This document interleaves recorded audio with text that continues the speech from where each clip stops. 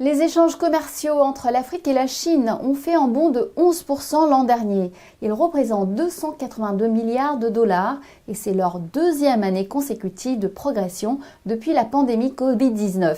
La Chine est aujourd'hui le premier partenaire commercial de l'Afrique et pour faciliter cette relation grandissante, les jeunes s'orientent désormais vers l'apprentissage de la langue chinoise. Notre journaliste Didier Assogba est entré dans la classe de ces étudiants béninois bien décidés à la maîtriser. Regardez.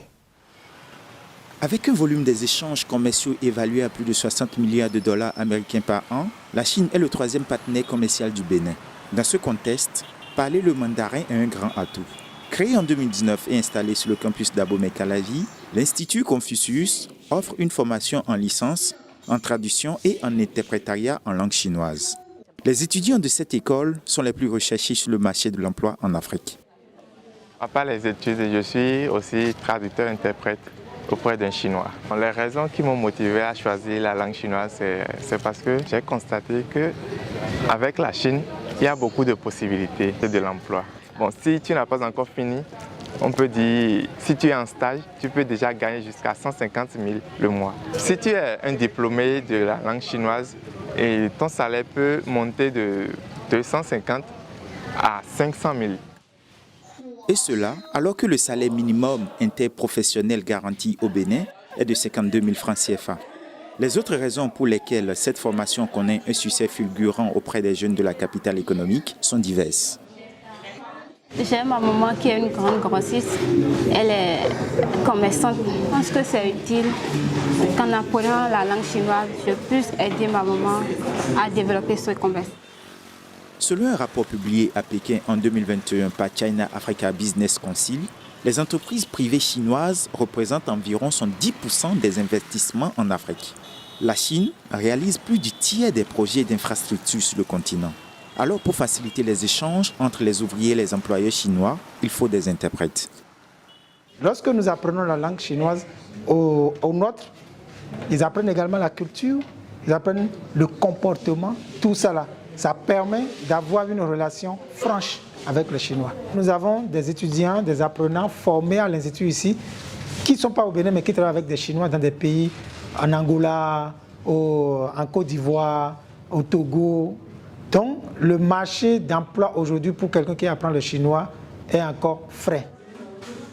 En 2016, les Chinois ont consacré 110 milliards de dollars au tourisme international.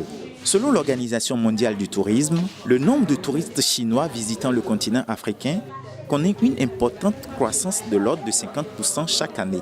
Mais les pays les plus visités sont le Maroc et la Tunisie.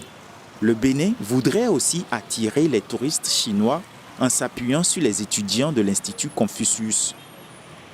Nos étudiants servent aussi de guides touristiques pour les touristes chinois.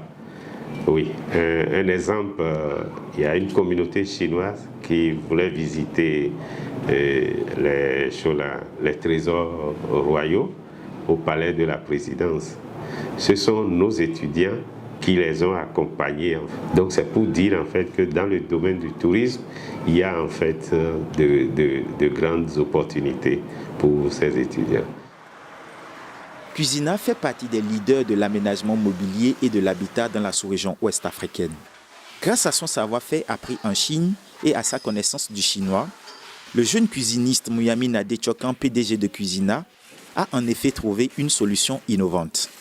Il fabrique des meubles de cuisine avec des panneaux entièrement hydrofuges qui répondent aux normes des cuisines africaines. Pour ce faire, il importe tous les matériaux de Chine sans intermédiaire. Ses clients sont des grandes entreprises du bâtiment ouest-africaine. Et ces cuisines connaissent un franc succès face aux meubles de cuisine importés d'Europe moins adaptés aux conditions du continent.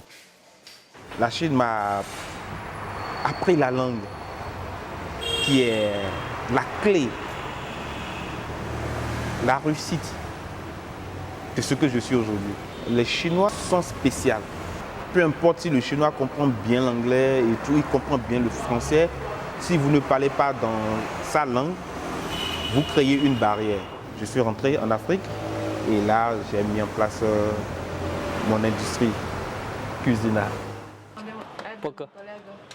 Arrivé au Bénin en 2017 après avoir parcouru plusieurs pays africains, ce représentant chinois est à la tête de la filiale de Yangtze Water and Hydropower Construction. Cette société est spécialisée dans les travaux de bâtiments, travaux publics et hydroélectricité. Liu Xiaoping est fier de sa collaboration avec les ouvriers béninois.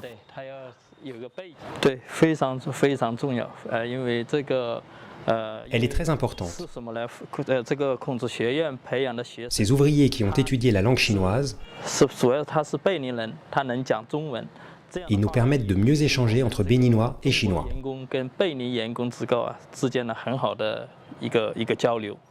Malgré l'épidémie de Covid-19, la coopération sino-africaine a maintenu son élan. Avec le développement des échanges, l'avenir de cette coopération a encore de beaux jours devant elle, alors que l'Afrique est devenue un terrain très attractif aux yeux de Pékin.